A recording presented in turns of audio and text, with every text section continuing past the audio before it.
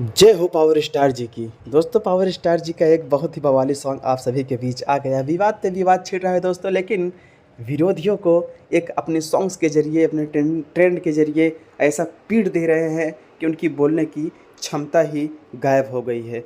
जैसे कि एक इनका सॉन्ग आया था आरा कभी हारा नहीं, जो कि ये एक्ट्रेस इस दुनिया में नहीं है, और इनके एक सॉन्ग है अंगूरी से बंगूरी, राजा जी के लगवा, राजा जी के दिलवा, मतलब तमाम इनकी सॉन्ग्स हैं। लेकिन आप सभी को बता दूं जैसे फराक फाटल बा, लेकिन यह जो सॉन्ग आया है अभी कल कल ही लॉन्च हुआ है दोस्तों, जो मेन फीड पे है आस्था सिंह जी, और वीडियो का बोल है दोस्तों राजा जी, जो कि शिवानी सिंह जी इनके साथ में ड्यूट की हैं दोस्तों।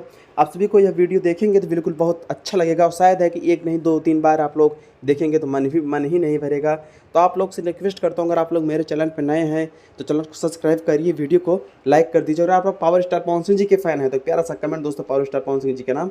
जय भोजपुरी समाज, लव यू, जय श्री राम दोस्तों।